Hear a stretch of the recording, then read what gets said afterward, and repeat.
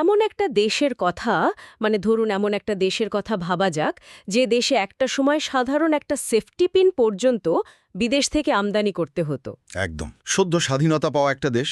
হ্যাঁ, যেখানে কোটি কোটি মানুষের প্রতিদিনের জীবন সংগ্রাম ছিল কেবল দুবেলা খাবার জোগাড় করে বেঁচে থাকা। সেই দেশটি কিনা নিজেদের প্রযুক্তিতে তৈরি আস্ত একটা কৃত্রিম উপগ্রহ বা স্যাটেলাইট মহাকাশে পাঠিয়ে দিল।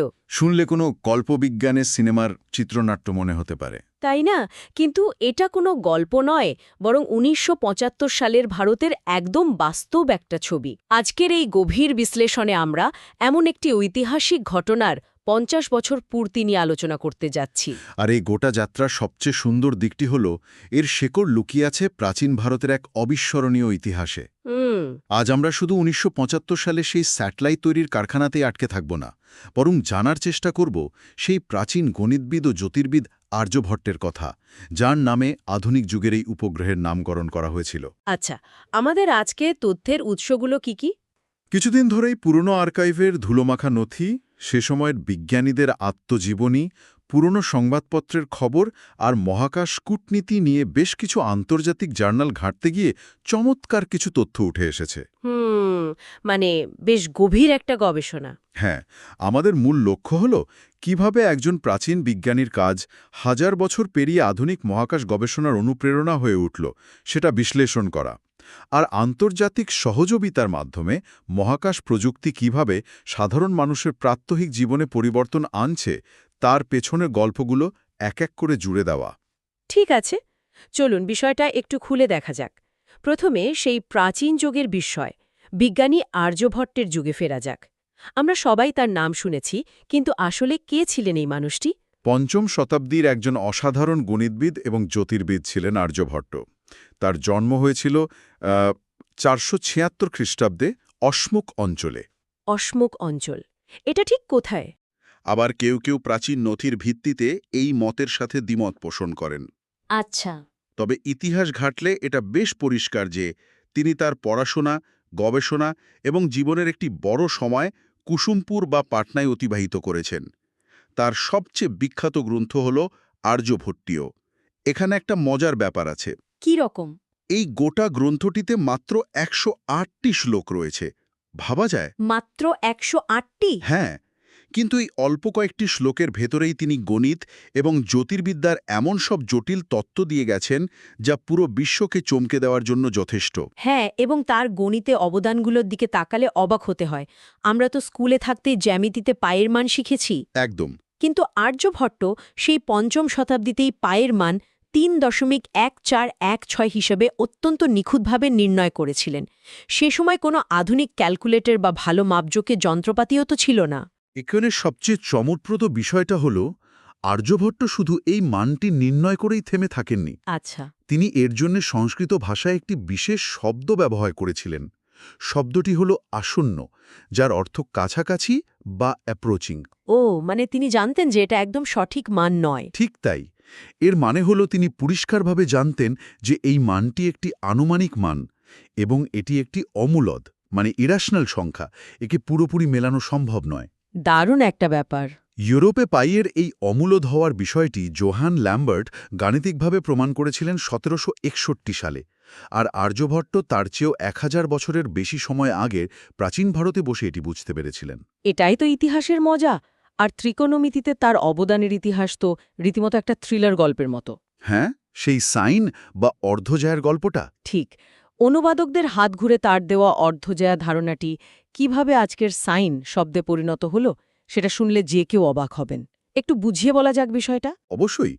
মানে ধরুন, আর্যভট্ট তার জ্যামিতি ও ত্রিকোণমিতির কাজে অর্ধজা ধারণাটি ব্যবহার করেন। কালক্রমে মানুষের মুখে মুখে এটি সহজ হয়ে শুধু জ্যা হিসেবে পরিচিতি পায়। হুম।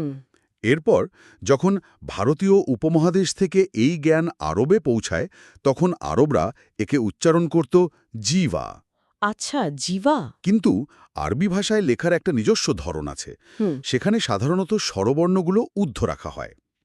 তাই এটি লেখা হতো শুধু জে আর বি দিয়ে, মানে জে বি। ও, বুঝতে পারছি। পরবর্তীতে অন্যান্য আরবি অনুবাদকরা, যারা হয়তো মূল সংস্কৃত শব্দটি সম্পর্কে জানতেন না, তারা এই জেবি শব্দটিকে ভুল করে জায়েব হিসেবে পড়তে শুরু করেন। আরবি ভাষার জায়েব অর্থ হল পকেট বা ভাঁজ। আচ্ছা, মানে একটা সাধারণ উচ্চারণ থেকে শব্দের অর্থই পুরোপুরি পাল্টে গেল। ঠিক তাই। আর গল্পটা এখানেই শেষ নয়। দ্বাদশ শতাব্দীতে যখন ঘেরার্দো অফ ক্রেমোনা এই আরবি লেখাগুলোকে লাতিন ভাষায় অনুবাদ করেন, তখন তিনি দেখলেন আরবি শব্দটি হচ্ছে জাইব বা পকেট।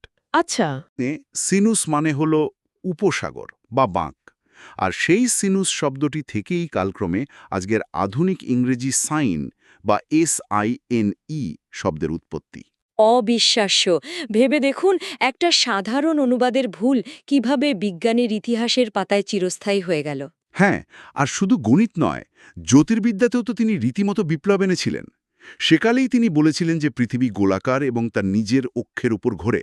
তার এই তত্ত্ব বোঝানোর জন্য তিনি যে উপমাটি ব্যবহার করেছিলেন সেটি খুব চমৎকার। নৌকার উপমাটি তো? হ্যাঁ, তিনি বলেছিলেন নদীতে নৌকায় বসে থাকা একজন মানুষ যখন সামনের দিকে এগিয়ে যান, তখন তার কাছে মনে হয় তীরের স্থির গাছপালা বা বস্তুগুলো পেছনের দিকে সরে যাচ্ছে। ঠিক একইভাবে পৃথিবীর মানুষও স্থির নক্ষত্রদের পশ্চিম দিকে সরে যেতে দেখেন। কারণ পৃথিবী নিজেই পূর্ব দিকে ঘুরছে। একদম নিখুঁত একটি উপমা। শুধু তাই নয়, প্রাচীনকালে মানুষের মধ্যে বদ্ধমূল ধারণা ছিল রাহু এবং কেতু নামক দুই রাক্ষস সূর্য বা চাঁদকে গিলে ফেললে গ্রহণ হয়। হ্যাঁ, এটা তো সে সময় খুব সাধারণ একটা বিশ্বাস ছিল। আর্যভট্ট এই অবৈজ্ঞানিক মিথ পুরোপুরি ভেঙে দেন। তিনি গাণিতিক ও বৈজ্ঞানিকভাবে প্রমাণ করেন যে পৃথিবীর ছায়ার কারণেই চন্দ্রগ্রহণ ও সূর্যগ্রহণ ঘটে। প্রাচীন যুগের এই বিশাল বৈজ্ঞানিক উত্তরাধিকারের কারণেই বোধহয় ১৯৭৫ সালে যখন ভারত মহাকাশ যুগে প্রবেশ করল, তখন তাদের প্রথম উপগ্রহের নাম হিসেবে এই মহান বিজ্ঞানীর নামই বেছে নেওয়া হয়েছিল। হ্যাঁ, একটা প্রাচীন ঐতিহ্যের সাথে আধুনিক প্রযুক্তির চমৎকার সেতু তৈরি করা হয়েছিল এর মাধ্যমে। চলুন এবার প্রাচীনকাল থেকে সরাসরি ১৯৭৫ সালের সেই ঐতিহাসিক সময়ে ফেরা যাক। ১৯ এপ্রিল ১৯৭৫ মহাকাশ গবেষণার ইতিহাসে সত্যি একটি মহেন্দ্রক্ষণ। তৎকালীন সোভিয়েত ইউনিয়নের কাপুস্টিনিয়ার উৎক্ষেপণ কেন্দ্র থেকে কসমস 3M রকেটের মাধ্যমে ভারতের প্রথম উপগ্রহটি মহাকাশে পাঠানো হয়।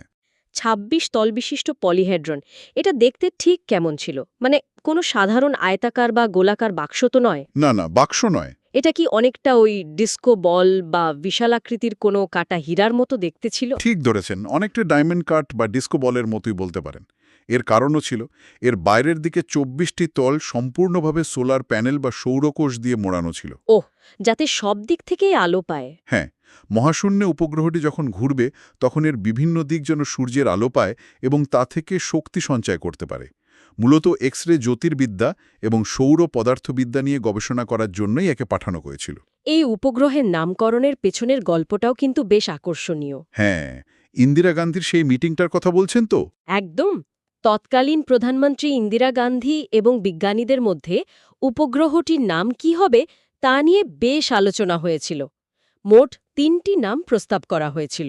ভারত এবং রাশিয়ার মহাকাশ অংশীদারিত্বের প্রতীক হিসেবে মৈত্রী, প্রথম প্রধানমন্ত্রী পণ্ডিত নেহরুর সম্মানে জওয়াহর, এবং প্রাচীন বিজ্ঞানী আর্যভট্টের নাম। শেষ পর্যন্ত বিজ্ঞান ও ঐতিহ্যের প্রতি সম্মান জানিয়ে আর্যভট্ট নামটি চূড়ান্ত করা হয়। তবে এই যাত্রা কিন্তু মোটেই মসৃণ ছিল না। না, একদমই না। এর পেছনের সংগ্রামের গল্পটা শুনলে বোঝা যায় মিশনটি কেন এত স্পেশাল। ভারতের স্যাটেলাইট ম্যান হিসেবে পরিচিত উডুপি রামচন্দ্র রাও বা UR রাওয়ের নেতৃত্বে একদল তরুণ বিজ্ঞানী এই অসম্ভবকে সম্ভব করেছিলেন। তাদের কাছে আধুনিক কোনো ল্যাবরেটরি বা ক্লিন রুম ছিল না, তাই তো? না, কিচ্ছু ছিল না। বেঙ্গালুরুর পিনিয়া শিল্পাঞ্চলের একটা অত্যন্ত সাধারণ ইন্ডাস্ট্রিয়াল শেডের নিচে তারা কাজ শুরু করেছিলেন। সেই শেডের চাল দিয়ে কখনো কখনো বৃষ্টির জল পড়ত। বৃষ্টির জল? একটা স্যাটেলাইট তৈরির কারখানা? হ্যাঁ, আর ধুলোবালি আটকানোর জন্য তো তারা রীতিমতো সংগ্রাম করতেন। ওই অদম্য জেদ আর পরিশ্রমী আজকের ইসরোর বিশাল সাফল্যের ভিত্তি। কিন্তু একটা ব্যাপার নিয়ে তো সে সময় বেশ সমালোচনাও হয়েছিল। উৎক্ষেপণের মাত্র ৫ দিন পরেই তো উপগ্রহটিতে পাওয়ার ফেলিওর বা বিদ্যুৎ বিভ্রাট ঘটে। হ্যাঁ, সব ধরনের পরীক্ষা-নিরীক্ষা বন্ধ হয়ে গিয়েছিল। যদি আজকে কেউ একটা স্যাটেলাইট পাঠায় আর সেটা মাত্র 5 দিন পর নষ্ট হয়ে যায়, তাহলে তো প্রজেক্টের সাথে যুক্ত সবার চাকরি নিয়ে টানাটানি পড়ে যাবে। সে সময়ের এত অভাবের দেশে এই প্রজেক্ট কি তাহলে একটা বড় ব্যর্থতা ছিল না? এই প্রশ্নটা সে সময় অনেকেই তুলেছিলেন, কিন্তু একটু গভীরভাবে চিন্তা করলেই বোঝা যায় একে কোনোভাবেই ব্যর্থতা বলা যাবে না। কেন? হ্যাঁ, বৈজ্ঞানিক যন্ত্রপাতিগুলো কাজ করা বন্ধ করে দিয়েছিল ঠিকই, কিন্তু এই প্রজেক্টের মূল উদ্দেশ্য শুধু মহাকাশে এক্স-রে মাপা ছিল না। তাহলে মূল উদ্দেশ্য কি ছিল? মূল উদ্দেশ্য ছিল কিভাবে একটা স্যাটেলাইট শূন্য থেকে ডিজাইন করতে হয়, কিভাবে এর যন্ত্রাংশ জোড়া লাগাতে হয়, আর কিভাবে মহাকাশে পাঠানোর পর গ্রাউন্ড স্টেশনের সাথে তার যোগাযোগ স্থাপন করতে হয়, সেই প্রযুক্তিটা আয়ত্ত করা। আচ্ছা। ওই 5 দিনে উপগ্রহটি যে পরিমাণ ডেটা পাঠিয়েছিল এবং আস্ত একটি উপগ্রহ তৈরির যে অভিজ্ঞতা বিজ্ঞানীরা সঞ্চয় করেছিলেন তা ছিল অমূল্য। এই আত্মবিশ্বাসটাই ভবিষ্যতের বিশাল মহাকাশ কর্মসূচির মজবুত ভিত গড়ে দিয়েছিল। আর এটি তো বহু বছর মহাকাশে ছিল, তাই না? হ্যাঁ, 1992 সালের 11 ফেব্রুয়ারি পর্যন্ত এই উপগ্রহটি পৃথিবীর কক্ষপথে ঘুরে অবশেষে বায়ুমণ্ডলে ফিরে আসে। তার মানে ভুল থেকে শেখার যে সাহস, সেটাই ছিল সবচেয়ে বড় প্রাপ্তি। আচ্ছা, এবার একটু অন্য প্রসঙ্গে আসি। মহাকাশ গবেষণার সাথে আন্তর্জাতিক সম্পর্ক বা ভূ-রাজনীতির কিন্তু একটা গভীর যোগাযোগ আছে। অবশ্যই, বিশেষ করে স্নায়ুযুদ্ধের ওই সময়। ঠিক। আর্যভট্টের মাধ্যমে রাশিয়া এবং ভারতের যে মহাকাশ অংশীদারিত্ব শুরু হয়েছিল তা শুধু ওই একটা উৎক্ষেপণে থেমে থাকেনি।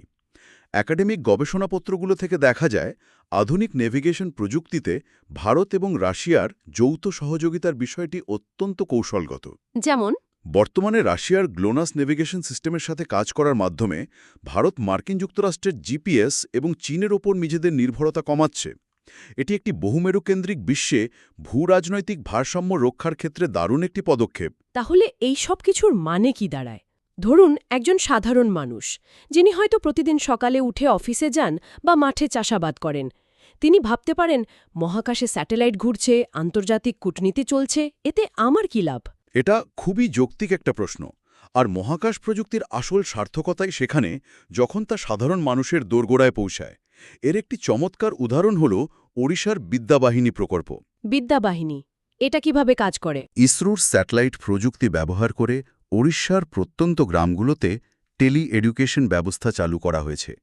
যে গ্রামের বাচ্চারা হয়তো কোনোদিন বড় শহরের ভালো শিক্ষকের ক্লাস করার সুযোগ পেত না, তারা এখন সরাসরি যুক্ত হচ্ছে। পাশাপাশি টেলিমেডিসিনের মাধ্যমে প্রত্যন্ত অঞ্চলের রোগীরা শহরের চিকিৎসকদের পরামর্শ পাচ্ছেন। হ্যাঁ, আমাদের প্রাত্যহিক জীবনের অনেক কিছুই এখন এই স্যাটেলাইটগুলোর ওপর নির্ভরশীল। কৃষিক্ষেত্রের কথাই ধরা যাক, একসময় কৃষকদের পুরোপুরি প্রকৃতির খেয়ালের ওপর নির্ভর করতে হতো। বৃষ্টির জন্য অপেক্ষা করা। ঠিক, কিন্তু এখন কৃষকরা তাদের ফসলের স্বাস্থ্য পর্যবেক্ষণ, মাটির নিচে সঞ্চিত জলের স্তর মাপা এবং আবহাওয়া সম্পর্কে একদম রিয়েল টাইম তথ্য পাচ্ছেন। বন্যা বা সাইক্লোনের মতো প্রাকৃতিক দুর্যোগের আগে এই স্যাটেলাইটগুলোই আমাদের আগাম সতর্কতা দেয়। একদম। আগে একটা ঘূর্ণিঝড় হলে হাজার হাজার মানুষের প্রাণহানি হতো, আর এখন কয়েকদিন আগেই মানুষ নিরাপদ আশ্রয়ে চলে যেতে পারে। ঠিক, এই কারণেই মহাকাশ গবেষণা কোনো বিলাসিতা নয়। ইসরোর বিবর্তনের দিকে তাকালেই তা স্পষ্ট হয়ে ওঠে। হ্যাঁ, আর্যভট্টের পর ভাস্কর, অ্যাপল, ইনস্যাট এবং আইআরএস উপগ্রহগুলোর মাধ্যমে ইসরো ধীরে ধীরে একটি অত্যন্ত দক্ষ মহাকাশ সংস্থায় রূপান্তরিত হয়েছে। এখানে অ্যাপল স্যাটেলাইটটির কথা আলাদা করে বলতেই হয়। ওই যে স্যাটেলাইটটা গরুর গাড়িতে করে নিয়ে যাওয়া হয়েছিল, ওই ছবিটা তো খুব বিখ্যাত। হ্যাঁ, ঠিক ধরেছেন। 1981 সালে অ্যাপল স্যাটেলাইটটির অ্যান্টেনা পরীক্ষার জন্য একটি মেটালিক কাঠামোর বদলে গরুর গাড়ির উপর রেখে পরীক্ষা করা হয়েছিল, যাতে সিগন্যালে কোনো বাধা না আসে। হ্যাঁ, আধুনিক প্রযুক্তির সাথে দেশীয় সাধারণ ব্যবস্থার কি অসাধারণ একটা মেলবন্ধন। একটি গরুর গাড়ি থেকে শুরু করে অত্যাধুনিক যোগাযোগ ব্যবস্থার এই উল্লম্ফনই হল ইসরোর আসল পরিচয়। অসাধারণ একটা গল্প। আর এই ধারাবাহিক সফলতার পথ ধরেই তো পরবর্তীতে চন্দ্রযান এবং মঙ্গলযানের মতো বিশাল সব মিশন আসে। হ্যাঁ, আর চন্দ্রযান 1-এর যুগান্তকারী আবিষ্কারের কথা তো বলতেই হয়। মহাকাশ গবেষণার ইতিহাসকে বদলে দিয়েছিল এই মিশন। হ্যাঁ, একেবারে অবিস্মরণীয় সেই মুহূর্ত, যখন চন্দ্রযান চাঁদের রাসায়নিক উপাদানের মানচিত্র তৈরি করতে গিয়ে মহাকাশের ইতিহাসে প্রথম চাঁদের মাটিতে জলের অস্তিত্ব আবিষ্কার করে। হ্যাঁ, চাঁদের মেরু অঞ্চলে এই জলের খোঁজ পাওয়া গোটা বিশ্বের মহাকাশ গবেষণার জন্য একটি যুগান্তকারী পদক্ষেপ ছিল। চাঁদের বুকে জল, এর আগে পর্যন্ত তো চাঁদকে একটা শুষ্ক ধুলোময় পাথর হিসেবেই ধরা হতো। হ্যাঁ, আর এই আবিষ্কারের গুরুত্ব অপরিসীম। চাঁদে জল আবিষ্কারের এই ঘটনাটি মানবজাতির ভবিষ্যতে চাঁদে বসতি স্থাপনের স্বপ্নকে এক ধাপ এগিয়ে দিয়েছে। কারণ সেই জল মহাকাশচারীরা পান করতে পারবেন। শুধু পান করার জন্য নয়, ওই জল ভেঙে অক্সিজেন এবং হাইড্রোজেন তৈরি করা সম্ভব, আর এই হাইড্রোজেন ব্যবহার করা যেতে পারে রকেটের জ্বালানি হিসাবে। অর্থাৎ ভবিষ্যতে চাঁদকে একটা জ্বালানি কেন্দ্র হিসাবে ব্যবহার করা যেতে পারে। ভাবতেই অবাক লাগে, ৫ম শতাব্দীর একজন বিজ্ঞানীর খোদাই করা গুটি কয়েক শ্লোক থেকে যে বৈজ্ঞানিক চেতনার সূচনা হয়েছিল, তা ১৯৭৫ সালে প্রথম স্যাটেলাইট উৎক্ষেপণ পেরিয়ে আজ চাঁদের বুকে জল আবিষ্কার পর্যন্ত বিস্তৃত হয়েছে। এই যাত্রার প্রতিটি ধাপে আমরা দেখেছি কিভাবে বিজ্ঞান এবং অদম্ভ কৌতূহল মানুষকে সামনের দিকে এগিয়ে নিয়ে গেছে। একটা সাধারণ টিনের চালের শেড থেকে মহাকাশের অসীম শূন্যতায় নিজেদের জায়গা করে নেওয়ার এই গল্পটা শুধু ভারতের নয়, এটি গোটা মানবজাতের এগিয়ে চলার গল্প। আজকের এই দীর্ঘ আলোচনায় আমরা প্রাচীন ইতিহাস, মহাকাশ কূটনীতি থেকে শুরু করে চাঁদের বুকে জল আবিষ্কার সবকিছুই ছুঁয়ে গেলাম। তবে আলোচনা শেষ করার আগে একটা ভিন্ন দৃষ্টিকোণ থেকে বিষয়টা ভাবা যেতে পারে। হ্যাঁ, একটা খুব জরুরি প্রশ্ন এখানে তুলে রাখা যায়, জানি আমরা সবাই হয়তো পরে ভাবতেও পারি। বলুন। আমরা দেখলাম কিভাবে আর্যভট্টের কাজ আধুনিক বিজ্ঞানের পরোক্ষ ভিত্তি হিসেবে কাজ করেছে। ওই যে সাইন বা SINE শব্দের গল্পটা, হ্যাঁ, অনুবাদের গল্পটা। ভেবে দেখুন, যদি প্রাচীন ভারতের সেই পাণ্ডুলিপিগুলো সেই সময় আরবে না পৌঁছাত এবং বিশ্বের অন্য প্রান্তের মানুষ সেগুলো অনুবাদ না করতেন, তবে আধুনিক গণিত এবং আজকের এই মহাকাশ বিজ্ঞান কি আদৌ এ পর্যায়ে পৌঁছাতে পারত? খুব দারুণ একটা পয়েন্ট। নাকি আমরা আজও মহাকাশ যাত্রার জন্য অপেক্ষা করে থাকতাম? জ্ঞানের এই আন্তর্জাতিক আদান প্রদানে কি মানব সভ্যতার আসল ইঞ্জিন নয়? সত্যি মাথা ঘোরানো একটা ভাবনা। মহাকাশ যাত্রার মতো আধুনিক প্রযুক্তিও হাজার বছরের পুরনো জ্ঞানের ভিত্তির ওপর দাঁড়িয়ে আছে। এই চমৎকার চিন্তার খোরাক নিয়েই আজকের মতো আমাদের এই গভীর বিশ্লেষণের আনুষ্ঠানিক সমাপ্তি টানছি। বিজ্ঞান, ইতিহাস ও কৌতূহলের এই অন্তহীন যাত্রায় নতুন কোনো বিষয় নিয়ে আবারও আড্ডায় যুক্ত হওয়ার অপেক্ষায় রইলাম।